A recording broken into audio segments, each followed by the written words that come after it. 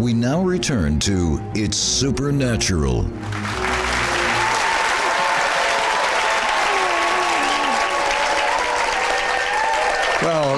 Eh bien, c'est tellement génial d'être si enthousiaste. Et avec vous tous à la maison, nous célébrons juste la bonté de Dieu ici. La présence est tellement ici que nous parlions du retour prochain de Jésus et comment pas assez de gens en parlent. Et c'est l'événement principal dont Jésus a parlé à ce sujet tout le temps. Quand je reviens, combien veulent être prêts pour quand il reviendra? Eh bien, c'est tout l'intérêt de cette histoire de Matthieu 25, verset 13. Les premiers versets parce qu'ils étaient tous vierges, ce qui signifie qu'ils étaient tous des croyants, et leurs lampes brûlaient encore. Mais la moitié d'entre eux étaient à court d'huile, et le résultat de ça a été que seuls 5 d'entre eux ont pu aller au mariage. Et les 5 autres ont été refusés parce qu'ils manquaient d'intimité. Et donc, je ne veux pas qu'aucun d'entre nous manque cette opportunité ou rate ce bateau. Et aussi clair que possible, nous avons besoin de presser cette huile d'intimité. Et je pense que le temps est court. Alors, comme je dis que nous devons faire 2 choses à la fois. Combien peuvent faire 2 choses à la fois? Une fois que vous pouvez bouger votre main droite comme ça, et votre main gauche comme ça, c'est difficile à faire, mais nous devons planifier nos vies. Vous savez, payer vos enfants à l'université, sur votre hypothèque, tout ça, et pourtant en même temps être rempli de l'intimité et de la présence du Saint-Esprit. Et absolument amoureux de votre époux, le roi, parce que peut-être aujourd'hui, et j'aime cette parabole du figuier que nous lisons dans l'évangile de Matthieu et dans l'évangile de Luc, et Jésus a dit, regardez la parabole du figuier et tous les arbres, et quand vous voyez le figuier étaler ses feuilles, vous savez que l'été est proche. Quand même, vous voyez avec tout ça, les choses qui se passent, vous savez que c'est à la porte. C'est à la porte, et puis il dit, cette génération ne passera pas avant que toutes ces choses soient remplies. Maintenant, il ne voulait pas dire les gens qui lui ont entendu dire ces paroles, car ils sont partis depuis longtemps, n'est-ce pas? La génération qui voit pousser les feuilles du figuier est une image prophétique de la nation d'Israël. Et contrairement à la théologie populaire et à la croyance de beaucoup de théologiens, Israël est né en un jour, ce 14 mai 1948. Israël était une nation. Et il a accompli cette prophétie, et cela signifie qu'il y aura des gens toujours en vie sur terre, et j'espère que je serai l'un d'eux. Quand tout sera terminé, cela signifie qu'il est venu pour sa fiancée. Il est venu sur terre pour établir son royaume. Alors, le temps presse, n'est-ce pas? Combien aimeraient être en vie quand Jésus revient? Maintenant, il y a beaucoup à faire, nous devons avoir une énorme récolte. Le nuage de gloire doit descendre sur toute l'Église à travers le monde, et nous voulons juste voir un minimum d'1 milliard d'âmes, sinon voire 4 milliards. Et tout cela va être un énorme changement global. Et nous sommes vraiment très excités pour cela. Vous tous qui êtes à la maison, j'espère que vous êtes excités pour reprendre le thème du retour prochain du Seigneur Jésus, parce que c'est sur son cœur. Et écoutez, il viendra quand il pensera que le moment est venu, que vous et moi soyons d'accord ou pas, parce que c'est ce que les rois font, ok?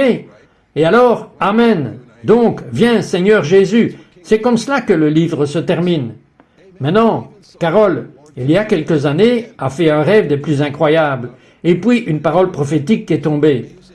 Alors, pourquoi ne partagerais-tu pas cela avec nous? Cela a commencé lorsque mon fils devait venir. John était loin et mon fils était censé venir pour mon anniversaire qui est certaines années à la fête des mères. Et cette année-là, ce n'était pas à la fête des mères. Il a téléphoné, il a dit qu'il avait dû aller travailler et ne pouvait pas venir. Alors j'étais un peu découragé et je ne me sentais pas bien. Alors j'ai dit au Seigneur, maintenant ne faites pas cela. Mais de toute façon, c'est ce que j'ai fait. J'ai dit au Seigneur, Seigneur, si tu veux que j'aille à l'église le matin, tu me réveilles. Donc, de toute façon, je suis allé me coucher et je me suis réveillé. Et j'ai pensé, oh mon Dieu, quelle heure est-il? Et j'ai regardé l'horloge et c'était 10h moins le quart. Et notre église commence à 10h30. Et il me restait une demi-heure. Et j'ai pensé, oh, j'ai probablement raté l'église. Je dois prendre une tablette ou quelque chose, du papier à lettres, car je dois écrire ce rêve. Je ne veux pas manquer aucun détail du rêve. Et alors que je me suis glissé hors du lit, mon pied a touché le sol. Et j'ai entendu la voix audible de Dieu le Père. Maintenant, je connais la différence parce que Jésus, quand j'ai été sauvé, m'a répété le psaume 23, fort pour moi, quand j'ai été sauvé. Alors je savais que cette voix était autoritaire et directive. mais toujours très très affectueuse. Et ce qu'il m'a dit, c'est « Carole, sors du lit, va sous la douche, lave tes cheveux, sèche-les, maquille-toi, mange quelque chose et descends à l'église maintenant. » Toutes mes excuses sont parties par la fenêtre, comme ça. Et donc, vous ne pouvez pas imaginer à quelle vitesse j'ai bougé plus vite que jamais. Et j'ai essayé de prendre mon téléphone. Je savais qu'il y a un bouton d'enregistrement dessus. Et donc, j'ai pensé que je dois trouver le bouton d'enregistrement parce que je ne veux pas manquer quelque chose du rêve. Alors, je joue avec ça en conduisant, en priant pour que tous les feux rouges soient verts, en descendant, et ça va un peu vite. Priez pour que le policier ne me voie pas. Ne faites pas cela non plus. Et donc, j'arrive à l'église, et il est quelque chose comme 11h moins le quart. J'ai pensé que c'était bien, et le culte était déjà commencé. J'ai pensé que je vais m'asseoir à l'arrière. Et le Seigneur me dit, non, je veux que tu ailles t'asseoir devant. Et donc j'ai pensé que l'équipe de louange avait une place généralement vide devant.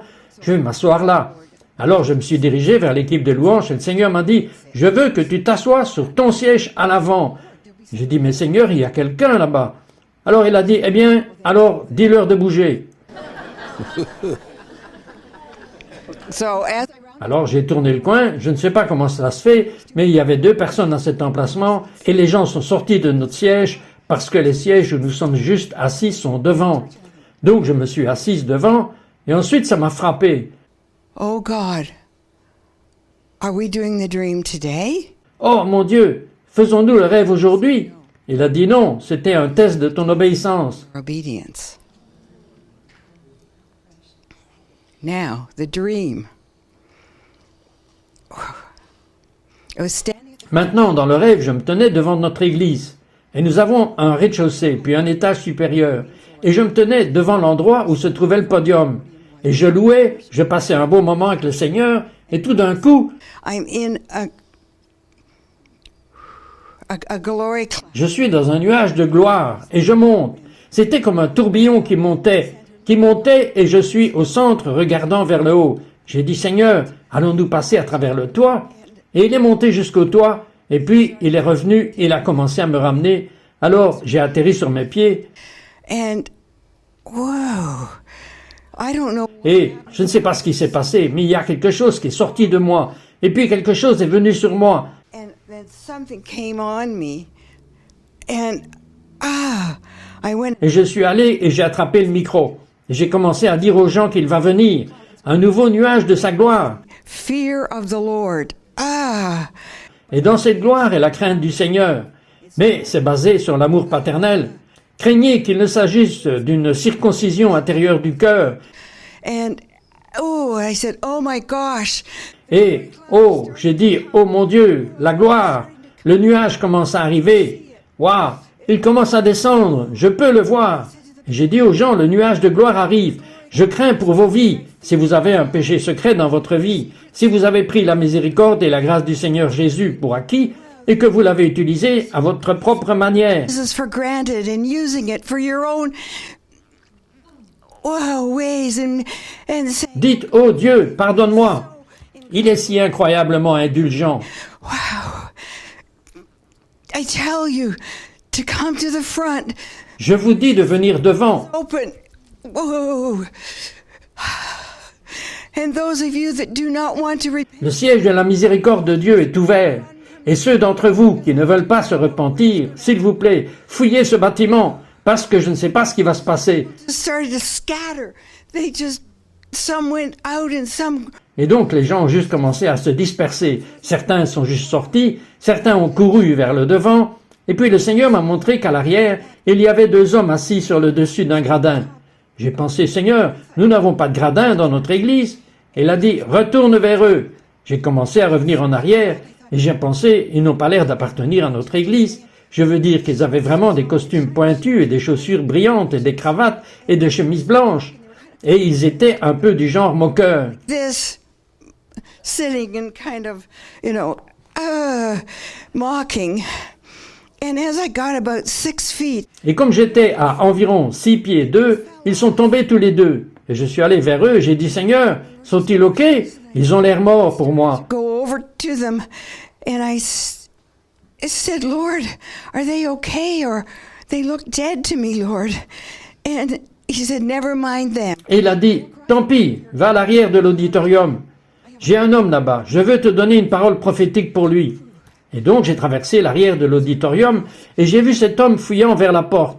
Il faisait des allers-retours vers l'hôtel et au moment où j'ai traversé, il était à nouveau à la porte. Et je l'ai attrapé et je lui ai dit, « Monsieur, le Seigneur a une parole pour vous. » By the time I got across, he was at the door again.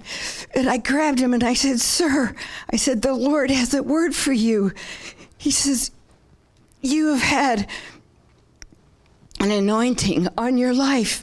Tu as eu une onction sur ta vie, il y a des années, mais tu es en secret avec ta secrétaire. Et si tu viens devant et que tu te repens, je te restaurerai, et je te guiderai, et je t'utiliserai à nouveau.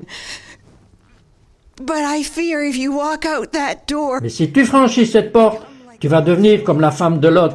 Ooh. And I woke up. Et je me suis réveillé.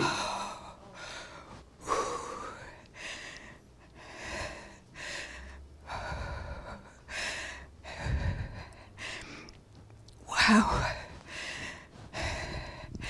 And so the Lord, Et ainsi le Seigneur nous dit qu'il aime les 5 vierges sages.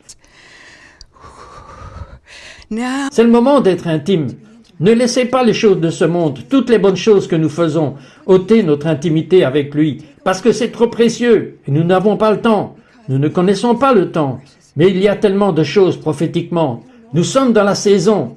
La Bible dit que nous ne saurons ni le jour ni l'heure, mais nous saurons la saison de sa venue. Et donc, je vous encourage à la maison, vous dans les spectateurs, même si ça ne fait que commencer avec 15 minutes par jour, de commencer à vous imprégner de sa présence, avoir un amour intime en tête-à-tête, une relation avec Jésus. Et si vous ne pouvez pas, commencez à prier, Seigneur Jésus, donne-moi la faim, donne-moi la soif, je veux être si amoureux de toi, Jésus. Et Seigneur, aide-moi. Et quand vous aurez commencé à le faire, tous les jours fidèlement, waouh, vous ne croirez pas à quel point cette intimité viendra entre vous et votre épouse, le roi. Merci Seigneur. we come with you and your bridegroom king. Whew. Thank you, Lord.